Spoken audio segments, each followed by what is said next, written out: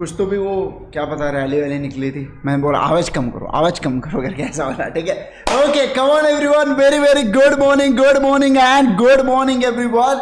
बहुत बहुत स्वागत है आप सभी लोगों का इस अमेजिंग से सेशन के अंदर। हम लोग क्या पढ़ना चालू किए थे, हम लोगों ने कल यूनिट नंबर 5 को पढ़ना स्टार्ट किया था और यूनिट नंबर 5 से रिलेटेड हम लोग चीजें देख रहे थे। एक बात बता दूं मैं आपको, जितने भी हमारे लाइव लेक्चर्स वाले हैं, आज का हमारा ये लास्ट सेशन होने वाला है, या हो सकता है कल मैं सेशन एक और ले लूं। कल का पक्का नहीं है, लेकिन हाँ आज का हो सकता है अपना लास्ट सेशन। इसके बाद का सेशन जो है वो 23 को होने वाला है, राइट। 23 को होगा, या फिर नहीं तो 25 या 26 से फिर से आपके लेक्चर्स रिज्यूम होंगे। अभी आपके बीच में 7-8 दिन की आपको लॉ के रिलेटेड छुट्टी होंगी, लेकिन आपका एक काम होगा कि आप लोगों को क्या करके रखना होगा, पूरे बढ़िया तरीके से रिविजन्स करना होगा। मैं कोशिश करूंगा कि 20 तारीख से लेके 24 तारीख तक आपके चारों यूनिट्स के लिए टेस्ट शेड्यूल करवा दूं मैं आपको, है ना।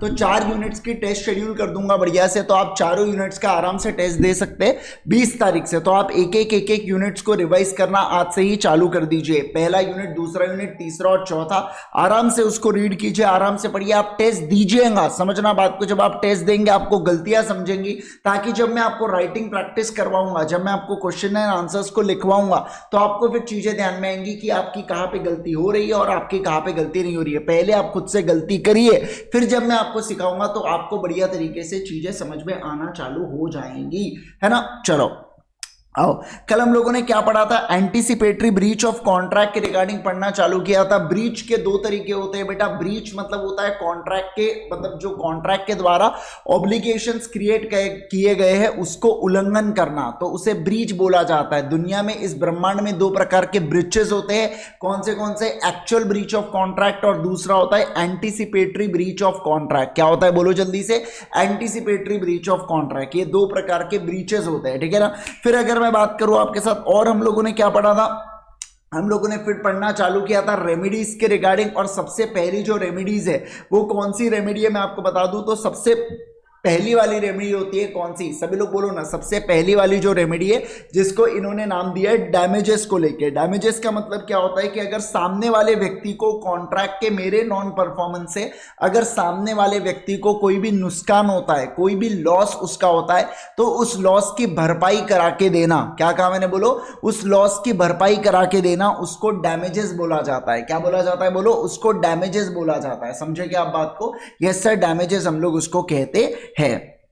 अब हम लोग यहां से पढ़ना स्टार्ट करेंगे। देखो यहाँ पे, compensation for the failure to discharge obligation resembling those created by the contract. मतलब क्या बोला जा रहा है यहाँ पे कि देखो, compensation for failure to discharge obligation मतलब क्या, कि अगर आप फेल हो जाते हो कॉन्ट्रैक्ट के ऑब्लिगेशन को डिस्चार्ज करने में, मतलब कॉन्ट्रैक्ट के द्वारा जो ऑब्लिगेशन, जो ड्यूटी क्रिएट हुई है, उसको अगर आप पूर्ण करने में फेल हो जाते हो, तो आपको क्या देना पड़ेगा, आपको कंपनसेशन देना पड़ेगा। बोलो क्या देना पड़ेगा सर, हमें कंपनसेशन देना पड़ेगा। क्या देना पड़ेगा?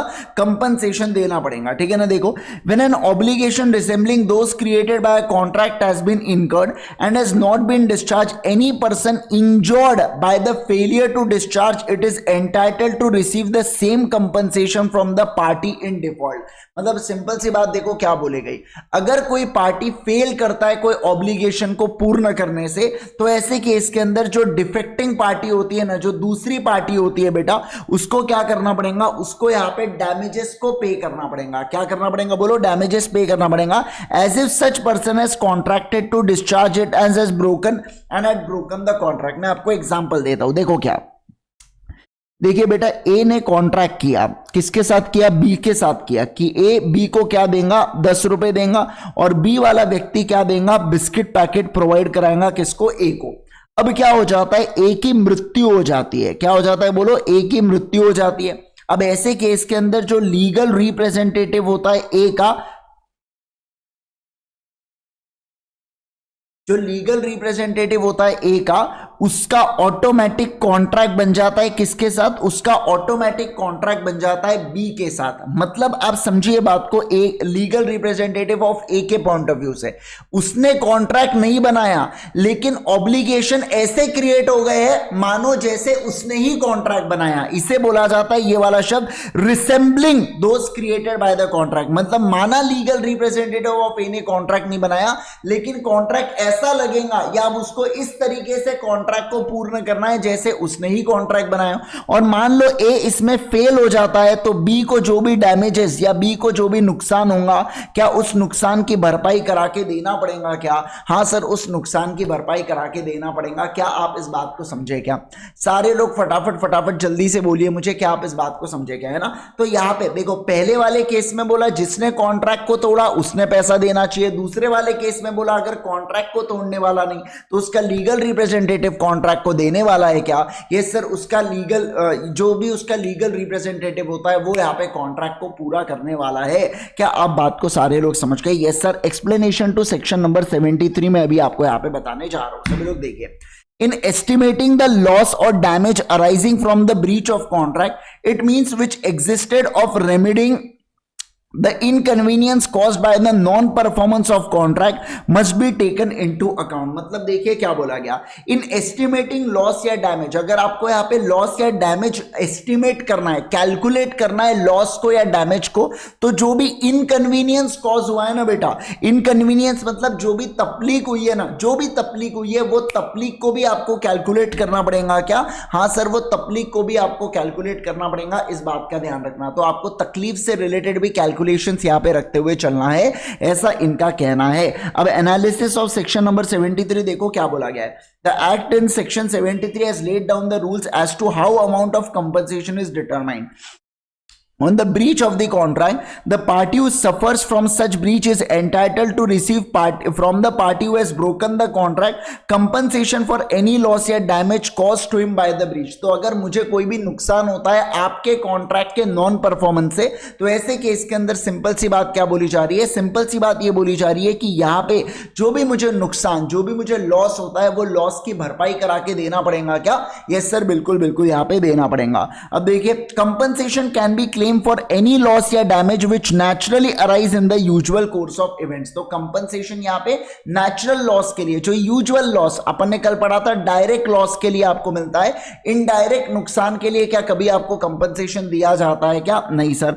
अ compensation can also be claim for any loss या damage which the party knew when they entered into contract as likely to result from the breach of contract. मतलब बोला जा रहा है जब दो पार्टी कॉन्ट्रैक्ट के अंदर एंटर कर रही है और दोनों पार्टी को अगर पहले से पता है कि कॉन्ट्रैक्ट के नॉन परफॉर्मेंस से इतना नुकसान हो सकता है, तो ऐसे केस के अंदर वो नुकसान के लिए भी क्या लोग लायबल हो जाते हैं क्या? यस सर, वो नुकसान के लिए भी यहां पे लायबल हो जाते हैं। ठीक है ना। चलिए देखो, that is to say special damages can be claimed only on the previous notice but parties suffering from the breach is to take reasonable steps to minimize the loss। मतलब क्या ऐसा नहीं होता है बेटा कि अगर आपका इंश्योरेंस निकला हुआ है, मान लो आपका इंश्योरेंस है स्टॉक के अगेंस्ट और स्टॉक में आग लग गई, तो आप बढ़िया देख रहे हैं, हाँ मस्त ठंडी में शेकोटी बोले, बढ़िया अच्छा लग रहा करके। हाँ, आपको रीजनेबल स्टेप्स लेना है बेटा इस फायर को बचाने के लिए, बराबर ना। तो आप रीजनेबल स्टेप्स लेंगे इस फायर को बचाने के लिए, ऐसा इनका कहना है।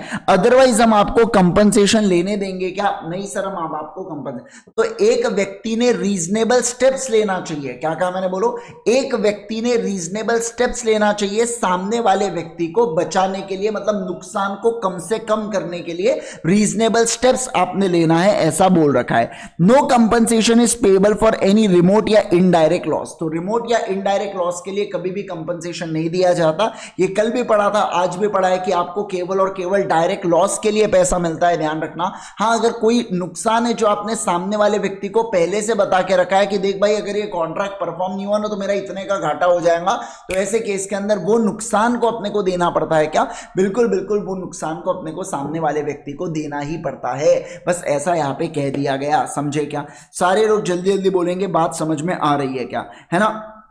Yes sir. अब हमारा चालू होने जा रहा है काइंड्स ऑफ डैमेजेस के रिगार्डिंग। अभी हम लोग यहाँ पे पढ़ेंगे। तो ये बहुत सारे टाइप्स के डैमेजेस हैं, जैसे कि आप यहाँ पे देख सकते हैं जनरल या ऑर्डिनरी डैमेजेस है, दूसरा स्पेशल डैमेजेस है, तीसरा विंडिक्टिव या एग्जेम्पलरी डैमेजेस है, चौथा नॉमिनल है, पांचवा damages for deterioration caused by delay है, और आखिरी वाला है प्रीफिक्स डैमेजेस, यानी कि सिक्स्थ वाला है यहाँ पे प्रीफिक्स डैमेजेस के रिगार्डिंग बात यहाँ पे की जा रही है। ठीक है ना। तो हम लोग पूरे डैमेजेस को ये देखो क्या था अपना टॉपिक, क्या चल रहा है अब समझना, टॉपिक से मत भटकना। अभी अपना चल रहा है रेमेडीज अवेलेबल, और रेमेडीज अवेलेबल में अभी अपन ने डैमेजेस के रिगार्डिंग जनरल पॉइंटर्स को पढ़ा, और अब इसके अंदर हम लोग जो अगला टॉपिक पढ़ने जा रहे हैं वो है काइंड्स ऑफ डैमेजेस, जिसमें टोटल कितने टाइप्स है, जिसके अंदर टोटल 6 टाइप्स के यहाँ पे डैमेजेस रहने वाले हैं ना, 6 टाइप्स के यहाँ पे डैमेजेस रहने वाले हैं। तो अभी हम लोग जो पढ़ रहे हैं वो क्या पढ़ रहे हैं कि हमने डैमेजेस पढ़ा, डैमेजेस पढ़ लिया, अब हम लोग काइंड्स ऑफ डैमेजेस की ओर जा रहे हैं, जो 6 तरीके के होते हैं, जिसके रिगार्डिंग मेरे को अभी यहाँ पे आपको जानकारी देते हुए चलना है। ठीक है ना। आ जाएंगे सारे के सारे लोग। देखो क्या बोला जा रहा है सर, ऑर्डिनरी डैमेजेस के रिगार्डिंग बात करेंगे। किसके रिगार्डिंग बात करेंगे बोलो, ऑर्डिनरी डैमेजेस के रिगार्डिंग बात करेंगे, ऑर्डिनरी डैमेजेस को रिगार्डिंग चर्चा करेंगे। सभी लोग एकदम बढ़िया से सुनना, एकदम अच्छे से ध्यान देना। सर ये ऑर्डिनरी डैमेजेस मतलब अभी बहुत सारे पढ़ेंगे, ordinary, special, vindictive, nominal, deterioration, prefix. सबसे पहले जो मैं आपको डैमेजेस पढ़ाने जा रहा हूं वो है बेटा विंडिक्टिव या एग्जेम्पलरी डैमेजेस। कौन से डैमेजेस है बोलो, विंडिक्टिव या एग्जेम्पलरी डैमेजेस मैं आपको ये पढ़ाने यहां पे जा रहा हूं। सभी लोग फोकस करना, स्क्रीन के ऊपर ध्यान देना। ठीक है ना। देखिए ये जो विंडिक्टिव और एग्जेम्पलरी डैमेजेस होते हैं ये केवल और केवल 2 केसेस में दिए जाते हैं। कितना कहा मैंने बोलो जल्दी से, विंडिक्टिव और exemplary damages only and only 2 cases के अंदर अवॉर्ड किए जाते हैं। कितने केसेस के अंदर बोलो, 2 केसेस के अंदर अवॉर्ड किए जाते हैं। एक होता है बेटा यहाँ पे मैरी वाला केस, शादी वाला केस, और दूसरा होता है रॉन्गफुल डिसऑनर वाला केस। सभी लोग बोलेंगे कौन सा। सबसे पहला बोला गया मैरी वाला केस, और दूसरा क्या बोला गया, रॉन्गफुल डिसऑनर वाला केस। मैरी वाला केस, रॉन्गफुल डिसऑनर वाला केस, मैरी वाला केस, रॉन्गफुल डिसऑनर वाला केस। ये 2 केसेस के बारे में हम लोग यहाँ पे पढ़ेंगे, 2 केसेस के बारे में अभी हम लोग यहाँ पे जानने वाले हैं। ठीक है ना। सभी लोग अच्छे से ध्यान दीजिएगा, फोकस करते हुए पढ़िएगा जो मैं कह रहा हूं आपके साथ। देखिए मैं आपके साथ एग्जाम्पल यहां पे देने जा रहा हूं। ठीक है ना बेटा, मैं बात कर रहा हूं यहां पे किसके बारे में, अर्जुन के बारे में। ये अर्जुन ने क्या किया, ये अर्जुन ने बेटा समझो आप बात को, ये अर्जुन ने नोरा से कहा, क्या कहा, अर्जुन ने नोरा से कहा कि मैं तुमसे शादी करूंगा। क्या कहा बोलो जल्दी से, मैं तुमसे शादी करूंगा। नोरा क्रेजी हो गई, ओ माय गॉड अर्जुन मेरे से शादी करने वाला है। और ऐसी बात नोरा ने सबको बता दी बेटा, फोन कर करके, श्रद्धा कपूर, आलिया, उसके बाद दीपिका, सबको बता दी, प्रियंका, निक जोनस, सबको बता दी यहाँ पे नोरा ने कि अर्जुन ने हाँ कह दिया, अर्जुन मेरे साथ शादी कर रहा है। Oh my God, oh my God, oh my God करके, है ना। यस।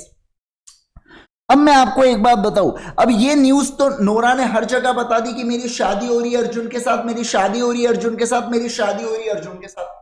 अब होता क्या है देखिए, अर्जुन बाद में मना कर देता है बेटा शादी करने से। अर्जुन कहता है नहीं करना मुझे नोरा तुम्हारे साथ शादी, मुझे नहीं करना तुम्हारे साथ शादी, बस बहुत हुआ करके, नहीं बस बहुत हुआ करके, है ना। तो ऐसे केस में अब यहाँ पे आपको लगता नहीं नोरा की जो फीलिंग्स है बेटा, क्या आपको लगता नहीं वो जो फीलिंग्स है उसको डैमेज पहुंचाए करके, सारे लोग बोलो ना हाँ सर, नोरा के फीलिंग्स को डैमेज पहुंचाए, बराबर। तो विंडिक्टिव या एग्जेम्पलरी डैमेजेस इसी को लेके बातचीत करते हैं बेटा, क्या कि अगर कोई व्यक्ति ने आपसे वादा किया शादी करने का और वो आपसे शादी नहीं करता है तो आपके फीलिंग्स को डैमेज पहुंचा, आपके फीलिंग्स को थोड़ा सा नुकसान पहुंचा। उस नुकसान की भरपाई नोरा मांग सकती है अर्जुन से कि तुमने हाय मेरा दिल, हाय मेरा दिल, है ना। तो ऐसे केस के अंदर यहाँ पे जो डैमेज हुआ है बेटा, वो डैमेज मांग सकती है कौन, नोरा अर्जुन से, जिसे यहाँ पे बोला गया है विंडिक्टिव या एग्जेम्पलरी डैमेजेस। जैसे देखो, a breach of promise to marry because it causes injury to his और हर फीलिंग्स, है ना। तो मतलब क्या बोला गया यहाँ पे, सिंपल सी बात है, अगर आपने वादा जो तोड़ा, शादी करने का जो आपका वादा था वो आपने ब्रीच किया उसको, क्योंकि वो इंजोर करता है किसको, हिज और हर फीलिंग्स को, सामने वाले व्यक्ति के फीलिंग्स को अगर इंजोर करता है तो मैं कहूंगा आपके साथ आपने क्या मांगना है, आपने एग्जेम्पलरी या विंडिक्टिव डैमेजेस मांगना है। क्या मांगना है बोलो, आपने एग्जेम्पलरी या विंडिक्टिव डैमेजेस को मांगना है क्या। यस सर, बिल्कुल बिल्कुल यहाँ पे मांगना है। क्या आप बात को समझे, कमॉन कमॉन कमॉन एवरीवन, क्या आप लोग इस बात को समझ गया क्या? यस सर, एकदम बढ़िया है ना। चलो, ये हुआ पहला वाला केस, वादा किया शादी का नहीं निभाया। उसके बाद मैं नेक्स्ट वाली चीज पढ़ने जा रहा हूं यहाँ पे। नेक्स्ट वाली चीज कौन सी है? देखो, नेक्स्ट वाली चीज के बारे में हम लोग बात करेंगे, और वो है यहाँ पे, और वो है यहाँ पे कौन सा? वो है यहाँ पे अब है रॉन्गफुल डिसऑनर के रिगार्डिंग, ठीक है ना। सभी लोग फोकस करना, स्क्रीन के ऊपर ध्यान दीजिएगा। मैं आपको बताने जा रहा हूँ यहाँ पे कौन सा, मैं यहाँ पे आपको बताने जा रहा हूँ दूसरी वाली चीज, ठीक है ना। फोकस करना। तो ये अर्जुन था बेटा, और ये कौन थी? नूरा, ठीक है।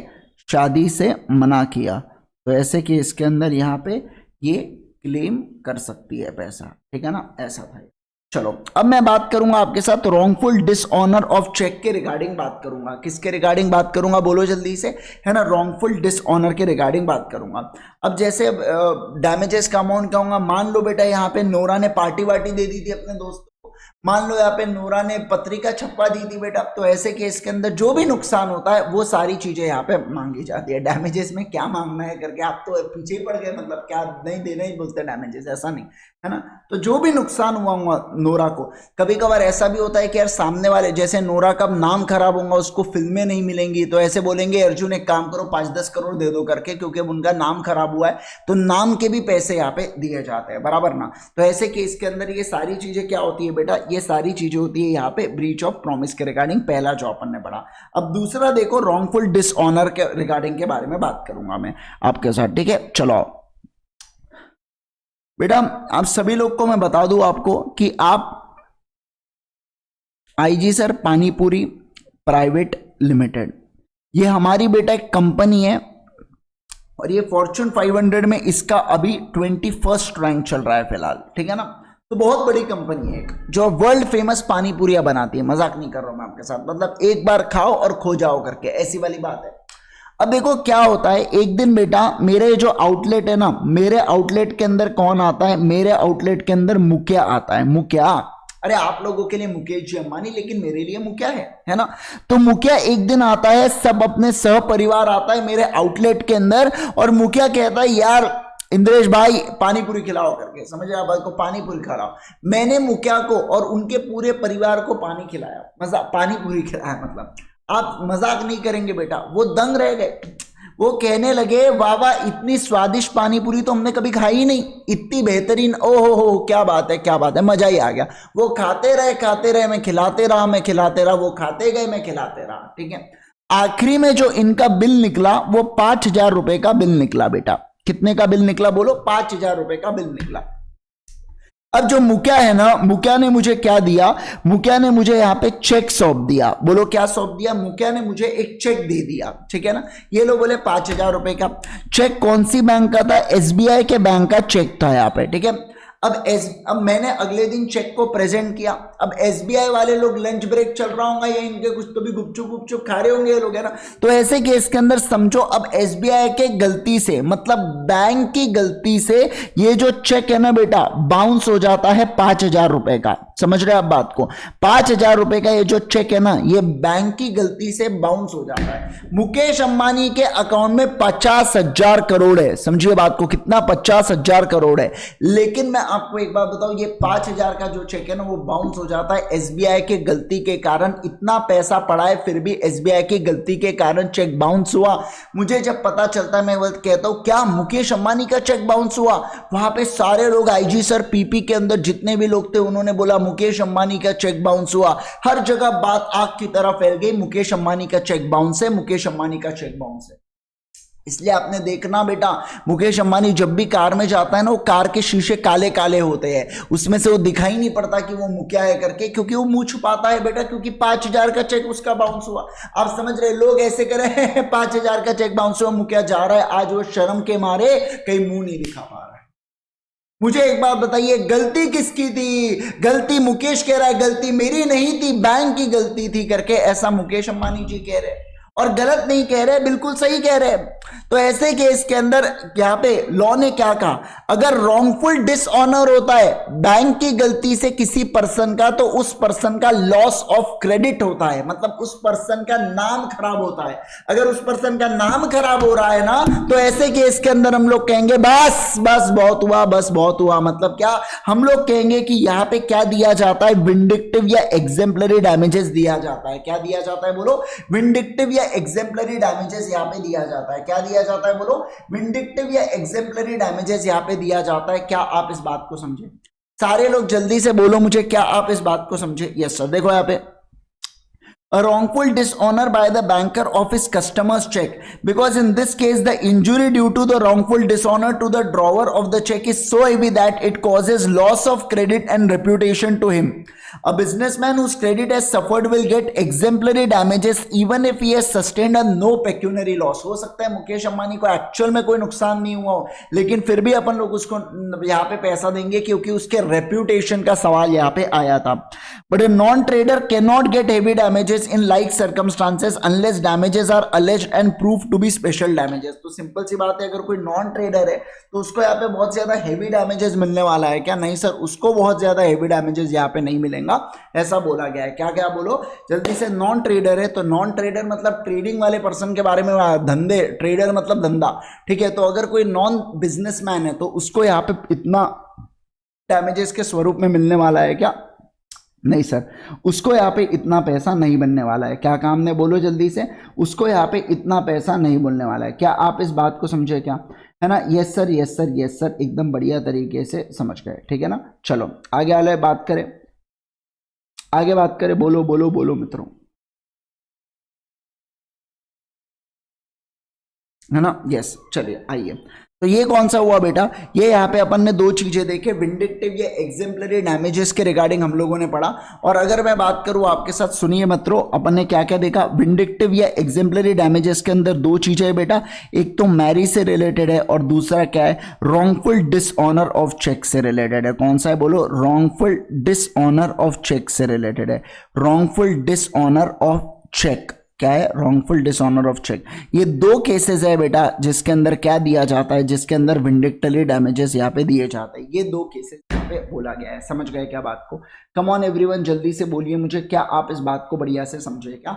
यस सर, एकदम बढ़िया तरीके से समझ चुके हैं, ठीक है ना। अब चले, अब क्या अगले वाले पॉइंट के ऊपर चले। पहला अपना डैमेजेस खत्म होता हुआ, विंडिक्टिव या एग्जेम्पलरी डैमेजेस अपना फिनिश होता हुआ यहाँ पे। तो विंडिक्टिव या एग्जेम्पलरी डैमेजेस फिनिश हो गया। अब हम लोग चल रहे हैं damages for deterioration caused by delay की ओर। किसकी ओर चल रहे हैं बोलो जल्दी से? पेक्यूनरी मतलब नॉमिनल सा नुकसान, एकदम छोटू सा नुकसान, उसको पेक्यूनरी बोलते हैं, ठीक है ना। आइए बेटा, कुछ कुछ अगर आपको मान लो कभी ऐसा होता है पढ़ते वक्त कि अपने को कोई टर्म समझ में नहीं आ रहा है, तो डिक्शनरी अपने पास रखा कीजिए। बेसिक बेसिक ये आदत आपको पढ़नी चाहिए अब, कि आप डिक्शनरी में वो मीनिंग को सर्च करो। जैसे पेक्यूनरी, ये बहुत जनरल शब्द होता है जो इंग्लिश लैंग्वेज में यूज किया जाता है, कि बहुत ही ज्यादा नेग्लिजिबल अमाउंट को पेक्यूनरी बोला जाता है कभी भी। तो ऐसे कि इसके अंदर उसको अपने आप सर्च कर लिया और लिख लिया। थोड़ी सी आदत होनी चाहिए। मेरा काम है आपको बताना, वो तो मैं बताऊंगा ही आपने पूछने का, लेकिन मेरे हिसाब से आपने यहाँ पे करना चाहिए। श्रुति आप दोबारा से देखिए, वो बहुत बड़ा एग्जांपल है बेटा, ऐसा नहीं होता है ना। आप अभी मतलब यार इतना आप समझ के देखो, इतना फ्लो, इतना माहौल बनता है उसका। ऐसे नहीं होता है कि आप फिर से एग्जाम्पल रिपीट करो करके, ऐसा नहीं किया जाता है श्रुति, समझिए आप बात को, ठीक है ना। चलो हाँ, कोई कंसेप्ट होता तो मैं डेफिनेटली कहता, वो एग्जांपल 10 मिनट का एग्जांपल आप कैसे कर सकते हैं आप बताइए मेरे को यार। और एग्जांपल ऐसा भी नहीं था, एकदम जनरल था, सिर्फ सुनना था और समझना था करके वो एग्जांपल को। आप वंस मोर मतलब ये मुशायरा थोड़ी चलता है, वंस मोर शायरी का अवसर है ना, ऐसा तो नहीं होता है ना। चलिए अब अगर हम लोग बात करें आपके साथ मित्रों, सबसे पहला पॉइंट हमने क्या देखा? सबसे पहला पॉइंट हम लोगों ने देखा यहाँ पे मैरिज वाला था, और दूसरा क्या बोला यहाँ पे, और दूसरा बोला जा रहा है यहाँ पर सेकेंड वाला था रॉन्गफुल डिसऑनर ऑफ चेक के रिगार्डिंग यहाँ पे बात हम लोगों ने किए थे, ठीक है ना। आइए सेकेंड वाले डैमेजेस के ऊपर मैं चल रहा हूं, और वो कौन सा है? Damages for deterioration caused by delay के रिगार्डिंग बात करूंगा मैं। किसके रिगार्डिंग बात करूंगा? कि अगर डिले के कारण कोई भी डैमेजेस आपको होते हैं तो उसकी भरपाई के रिगार्डिंग बातचीत यहाँ पे की जा रही है। सारे लोग ध्यान दीजिएगा, देखो मैं क्या कह रहा हूं। मैं बात करूंगा यहाँ पे किसके बारे में? मैं बात करूंगा यहाँ पे पीपी सर के बारे में। किसके बारे में? पीपी सर के बारे में। जो हमारे पीपी सर है ना बेटा, ये पीपी सर कहाँ गए थे? ये पीपी सर मनाली गए थे घूमने के लिए। समझ रहे हो आप बात को? कहाँ गए थे? मनाली गए थे घूमने के लिए। पीपी सर को वहां पे बहुत ही बढ़िया सेब मिले। वहां पे सेब की कीमत कितनी थी? 5 रुपए की सेब की कीमत थी बेटा। पीपी सर का मुझे फोन आता है, पीपी सर कहते हैं यार यहाँ पे एप्पल जो है ना, वो एप्पल तो बड़े ही सस्ते हैं। क्या बोल रहा हूं मैं? एप्पल तो बड़े ही सस्ते हैं करके। एक काम करता हूं, मैं ट्रक भर के एप्पल भिजवा देता हूं करके, है ना, ट्रक भर के, तुम उसको बढ़िया नागपुर में बेचना। मैंने कहा हाँ हाँ बिल्कुल बेचेंगे, कोई प्रॉब्लम नहीं उसके अंदर, बिल्कुल बेचेंगे करके। तो पीपी सर और मैंने सोचा एक धंधा करने का, जिस धंधे के अंदर हम लोग क्या करेंगे, एप्पल बुलाएंगे मनाली से और उसको नागपुर में बेचने वाले हैं। ओके सर, परफेक्ट है एकदम। अब देखो होता क्या है। अब होता कुछ ऐसा है कि ये जो एप्पल है ना, ये एप्पल की कीमत, हम सोचते हैं ये एप्पल जो आने वाला है वो कम से कम एक एप्पल 10 रुपए में बिकेगा। और इस ट्रक में कितने एप्पल है? 10,000 एप्पल है इस ट्रक के अंदर। और मैंने बोला कि 10 रुपए में बेचूंगा। अब ये जो ट्रक वाला है ना बेटा, ये ट्रक वाला पता नहीं कौन सी चीज का सेवन करता है, उसके बाद ट्रक वाले को आ जाती है बढ़िया सी नींद और सीधा 2 दिन बाद उठता है। अब मैं आपको एक बात बताऊं, क्योंकि ट्रक वाला लापरवाही से उसने गाड़ी चलाया, उसने गाड़ी ही नहीं चलाया, वो उसने पी पा के वो सो गया बेटा। उसके कारण जो मेरे यहाँ पे एप्पल थे, ये एप्पल क्या हो गए? ये एप्पल रॉटन हो गए। आप देख पा रहे हैं एप्पल के अंदर, देखो कीड़ा आपको नजर आ रहा होगा बेटा। ये जो एप्पल के अंदर कीड़ा लग चुका है। अब ये जो एप्पल है केवल और केवल 7 रुपए में बिकेगा।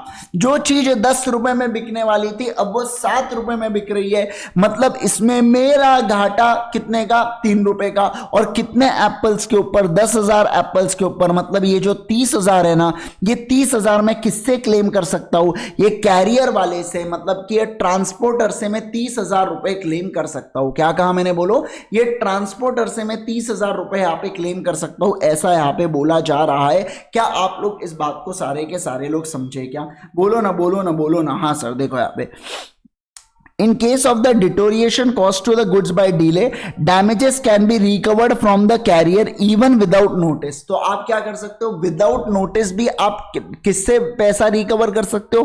किससे डैमेजेस रिकवर कर सकते हो? कैरियर वाले से। कैरियर का मतलब क्या होता है? ट्रांसपोर्टर से आप यहां पे क्लेम कर सकते हो। क्या कर सकते हो? बोलो। ट्रांसपोर्टर से आप यहां पे क्लेम कर सकते हो।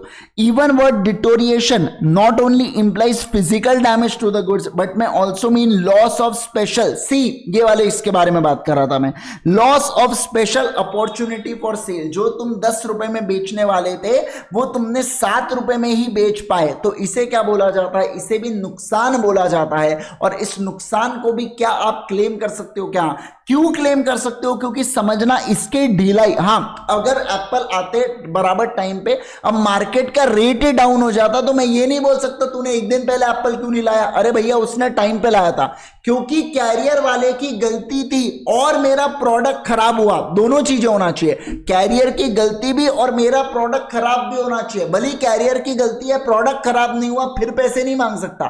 कैरियर की गलती है, प्रोडक्ट खराब हुआ, जब दोनों चीजें होंगी तब जाके मैं ये नुकसान क्लेम कर पाऊंगा। क्या? हाँ, क्योंकि ये प्रोडक्ट जो खराब हुआ है ये कैरियर वाले के कारण हुआ है और उसी का कंपनसेशन मैं यहां पे मांगने जा रहा हूं। क्या कहा मैंने? और उसी का कंपनसेशन मैं यहां पे मांगने जा रहा हूं। क्या आप बात को समझे? सारे लोग जल्दी जल्दी बोलेंगे मुझे, क्या आप इस बात को बढ़िया से समझ गए क्या? ये सर एकदम बढ़िया तरीके से सारी चीजें समझ में आ चुकी है। देखेंगे, रीड करो फटाफट जल्दी से।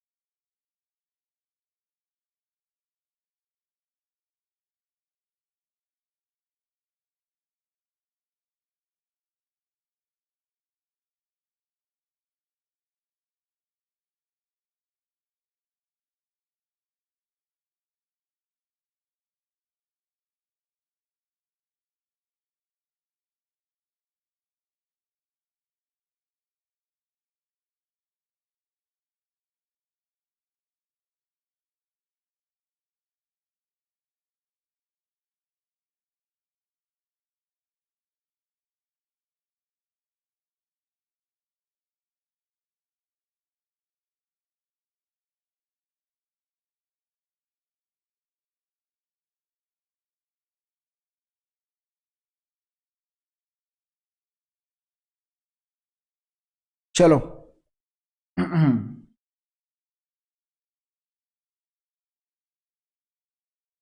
आ जाओ। नेक्स्ट बात करेंगे कौन सा, नेक्स्ट बात करेंगे नॉमिनल डैमेजेस को लेके चर्चा करेंगे। सर नॉमिनल डैमेजेस का क्या मतलब होता है, सारे लोग फोकस करना सुनना है यहाँ पे। नॉमिनल डैमेजेस को लेके हम लोग यहाँ पे बातचीत कर रहे हैं। सर नॉमिनल डैमेजेस का बहुत ही सिंपल सा अर्थ होता है यहाँ पे कि हो सकता है कभी कभार सामने वाले पार्टी को है ना एक्चुअल में नुकसान नहीं हुआ हो करके, लेकिन सामने वाली पार्टी फिर भी करती है नुकसान हो गया, कॉन्ट्रैक्ट को ब्रीच किया, मेरे को पैसा चाहिए करके, फिर भी सामने वाली पार्टी नसाड़ी हो सकती है और वो क्या करेंगी, वो आपसे डैमेजेस डैमेजेस डैमेजेस करते रहेंगी। अब सवाल बनता है कि आप करे तो करे क्या, सवाल ये बनता है कि करे तो करे क्या, बोले तो बोले क्या करके, ये सवाल यहां पे बनता है। अब ऐसे केस के अंदर क्या कहा मैंने, सभी लोग बताइए, ऐसे केस के अंदर कोर्ट क्या कहता है, काम करो यार, तुम रो मत, तुम 50 रुपए पकड़ो, तुम 100 रुपए पकड़ो, जो भी नॉमिनल सा पैसा होता है, चुटपुट सा अमाउंट होता है, वो चुटपुट सा पैसा यहाँ पे कोर्ट अवार्ड कर देता है। किसको अवार्ड कर देता है, सामने वाले पार्टी को अवार्ड कर देता है, उसको नॉमिनल डैमेजेस का नाम यहाँ पे दिया जाता है।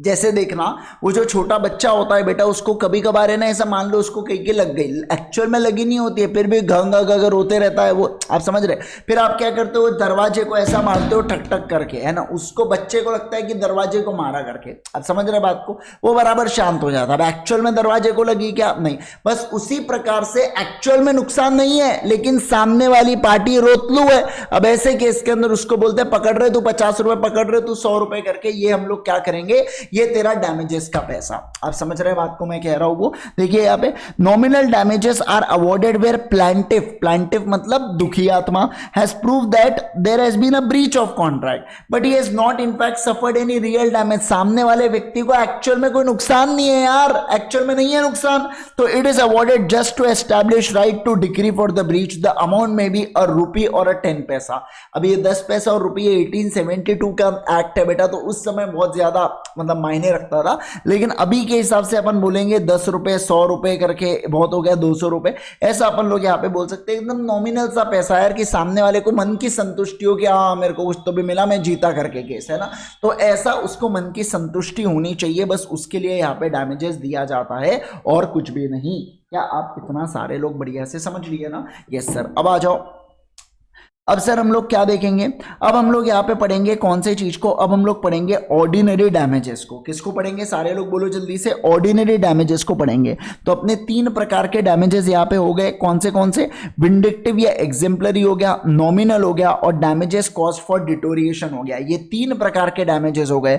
और अब मैं आपको पढ़ाने जा रहा हूं जनरल स्लैश ऑर्डिनरी डैमेजेस। क्या पढ़ाने जा रहा हूं, बोलो जल्दी से, जनरल स्लैश ऑर्डिनरी डैमेजेस मैं यहाँ पे आपको पढ़ाने जा रहा हूं, ठीक है ना।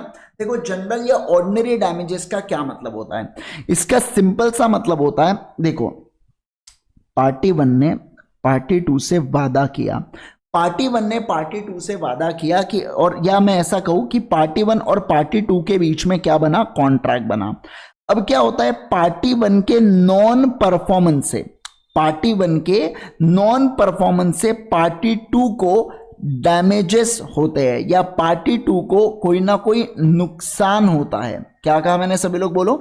सर पार्टी 1 ने कॉन्ट्रैक्ट किया किसके साथ, पार्टी 2 के साथ, और ऐसे केस के अंदर यहाँ पे, और उस कॉन्ट्रैक्ट के नॉन परफॉर्मेंस से, उस कॉन्ट्रैक्ट के नॉन परफॉर्मेंस से जो पार्टी 2 होती है ना, ये पार्टी 2 को नुकसान होता है। क्या होता है, बोलो जल्दी से, नुकसान होता है, कोई ना कोई यहाँ पे लॉस होता है, नुकसान होता है, कोई ना कोई लॉस होता है।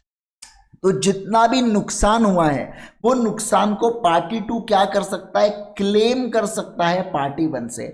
मतलब वो पार्टी 1 से कह सकता है कि मुझे ये जो लॉस हुआ है, मुझे ये जो नुकसान हुआ है, इस नुकसान की तुमने भरपाई करके देना है, you will pay me the damages करके। और ये जो डैमेजेस होते हैं ना, ये नेचुरल डैमेजेस, जो नेचुरली यहाँ पे नुकसान अराइज होता है ना, उस नेचुरल डैमेजेस के बारे में यहाँ पे बात की जाती है। समझना, नेचुरल डैमेजेस के बारे में यहाँ पे बातचीत की जाती है। जो नेचुरली अराइज हुआ है ना, वो नेचुरल अराइज वाले डैमेजेस यहाँ पे दिए जाते हैं, उसके अलावा दूसरी चीजें यहाँ पे नहीं दी जाती। मतलब सर जो नुकसान ऑर्डिनरी कोर्स ऑफ बिजनेस में हुआ है वो दिया जाता है। यहाँ पे इनडायरेक्ट लॉस के बारे में बात हुई क्या? नहीं सर, इनडायरेक्ट लॉस के बारे में यहाँ पे बातचीत नहीं हुई है। क्या कहा मैंने? सभी लोग बोलो, इनडायरेक्ट लॉस के बारे में हमने बात नहीं किया है, इनडायरेक्ट नुकसान से रिलेटेड हम लोगों ने यहाँ पे चर्चा नहीं किया है, ठीक है ना। देखिए यहाँ पे, when a contract has been broken, a party who suffers by the breach is entitled to receive from the party who has broken the contract compensation for any loss या damage caused to him thereby. तो simple सी बात है, क्या बोला गया कि एक पार्टी ने अगर कॉन्ट्रैक्ट को तोड़ा, एक यहाँ पे क्या बोल रहा हूं मैं, हाँ, 1 पाउंड, मतलब मान लीजिए जैसे 1 पाउंड का भी डैमेज हुआ तो 1 पाउंड का भी डैमेज हुआ या $1 का भी डैमेज हुआ तो आपको उसको भी पे करना पड़ेगा, ऐसा इंग्लिश कोर्ट ने बोला था। मतलब क्या, सामने वाले पार्टी अगर यहाँ पे 70 रुपए का लॉस करे, 100 रुपए का लॉस करे, 200 रुपए का लॉस करे, 5,000 का करे, 5 लाख का करे, अगर ऑर्डिनरी कोर्स ऑफ बिजनेस में उसको उतने का नुकसान हुआ है तो यू विल हैव टू पे इट, ठीक है। देखिए,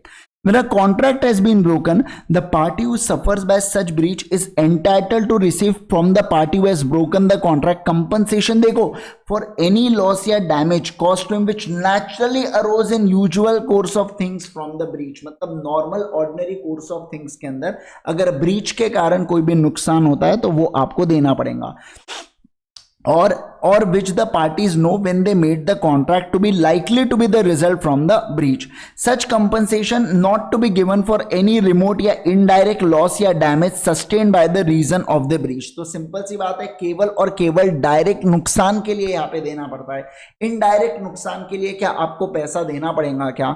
नहीं सर, इनडायरेक्ट नुकसान के लिए आपको यहाँ पे पैसा नहीं देना पड़ेगा। समझ गए क्या? कमॉन कमॉन कमॉन एवरीवन, क्या आप लोग बात को समझ गए क्या? यस सर, एकदम बढ़िया तरीके से सारे बातों को हम लोग समझ लिए, ठीक है ना, एकदम बढ़िया तरीके से समझ गए। कम ऑन एवरीवन, सारे लोग बोलो, ऑर्डिनरी डैमेजेस क्या यहाँ पे फिनिश हुआ क्या हम लोगों का?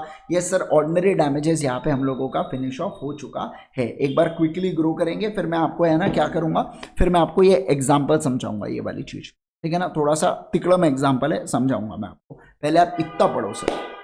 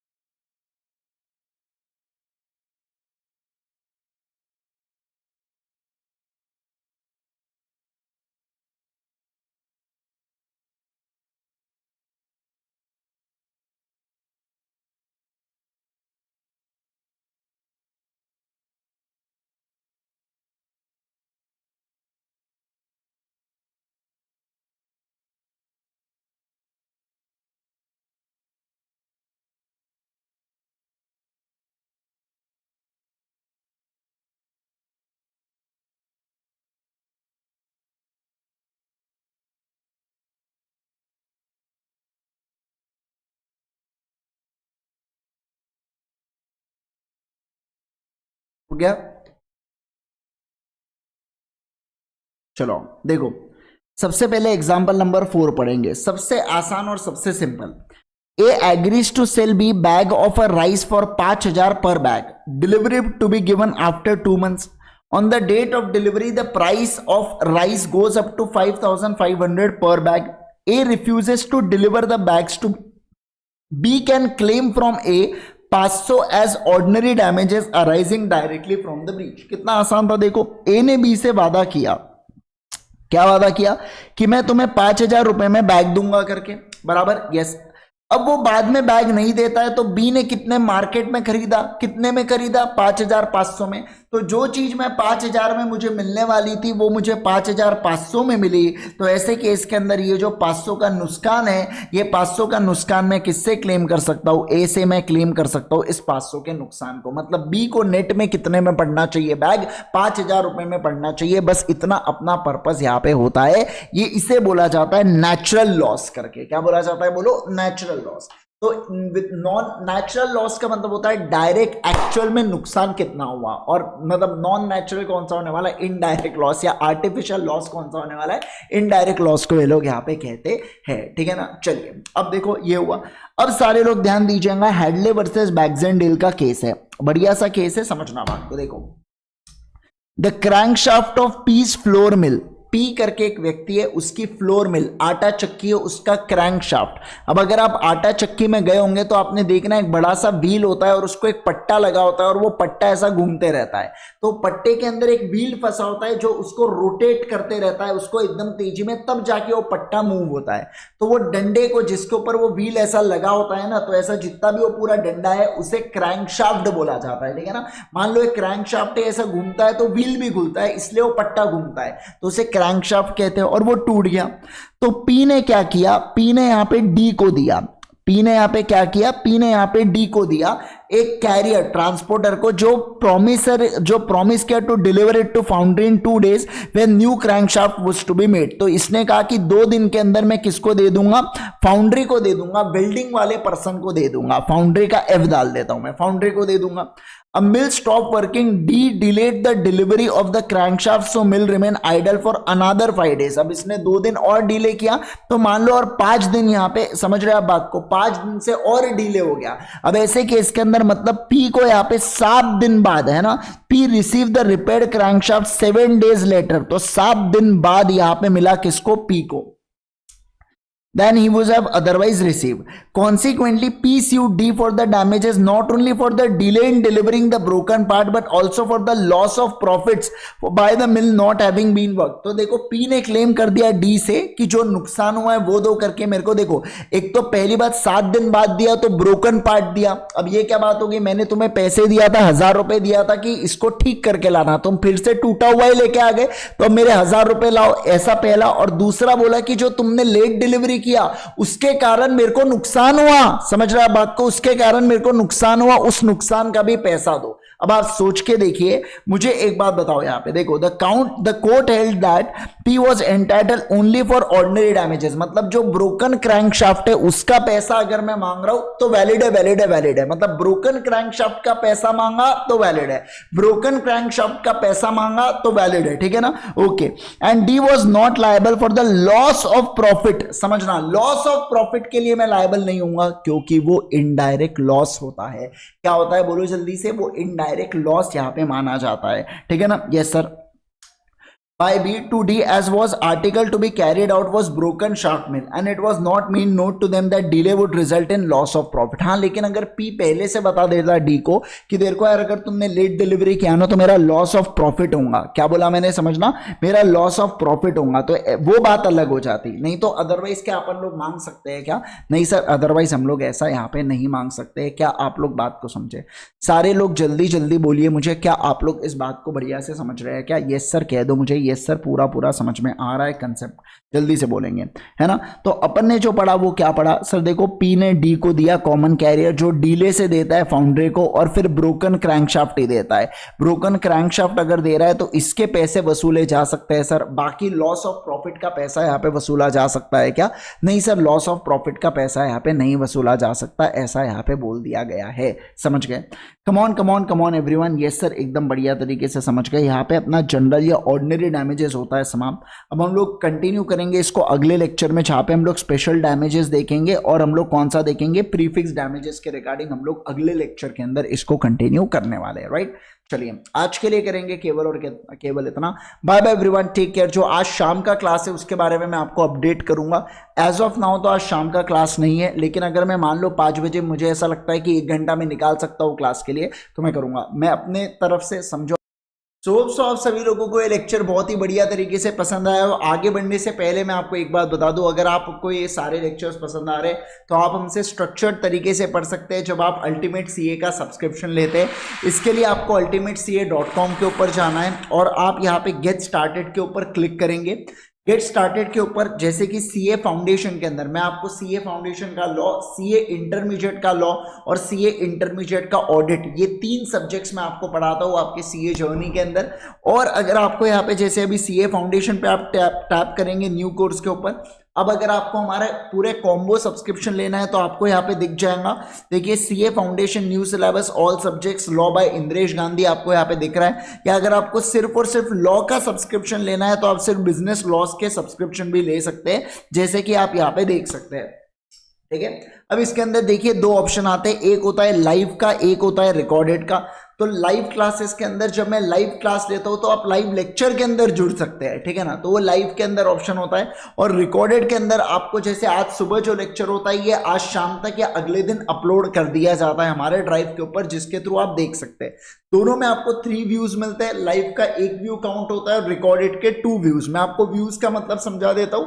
60 मिनट का लेक्चर है तो आप उसको 180 मिनट तक देख सकते हो, बार बार देखो, 1000 बार देखो, बंद चालू करते रहो, कुछ भी करो, आप 180 मिनट तक, जब तक खत्म नहीं हो जाता वो लेक्चर तब तक आप उसको देख सकते हैं। 180 मिनट तक मतलब एक लेक्चर को मोटा मोटी समझ लो आप 3 बार देख सकते हैं। अब मुझे ऐसा लगता है कि कोई भी बच्चा फाउंडेशन का, इंटर का या फाइनल का है, वो एक बार लेक्चर को कंप्लीट कर ले, उसके बाद दोबारा से वो रेगुलर सेशन तो देखने नहीं वाला है, ठीक है ना। और देखना भी है तो आपके पास तो काफी व्यूज पड़े होते हैं। फिर यहाँ पे फिर ऑप्शन मिलता है आपको विद बुक्स विदाउट बुक्स का। अगर मान लो आपको विदाउट बुक्स वाला ऑप्शन है तो -500 यहाँ पे कर दिया जाता है। आपको पीडीएफ प्रोवाइड होते हैं, मतलब ऐसा नहीं है कि आपको किताब ही नहीं देंगे हम लोग, किताब मिलेंगी लेकिन यहाँ पे आपको पीडीएफ मिलता है। और विद बुक्स के अंदर आपको हमारी कलर्ड बुक्स आपको प्रोवाइड की जाती है, जो भी चीजें यहाँ पे आती है, राइट। तो यहाँ पे व्यूज का आपने सिलेक्ट कर लिया, सारी चीजें सिलेक्ट हो गई, ऐड टू कार्ट कीजिए और उसके बाद डायरेक्टली आपको यहाँ पे ये करना है। अगर कोई मान लीजिए कभी कभार ऑफर चलते रहते हैं तो आप यहाँ पे कूपन कोड डाल सकते हैं, जैसे अल्टीमेट कूपन कोड होता है, ऐसे आप कूपन कोड्स डालेंगे तो आपको मैक्सिमम पॉसिबल डिस्काउंट भी बढ़िया तरीके से मिल जाता है, राइट। तो एकदम बढ़िया तरीके से आपको सेशन समझ में आ गया। और till then thank you so much once again everyone, bye bye.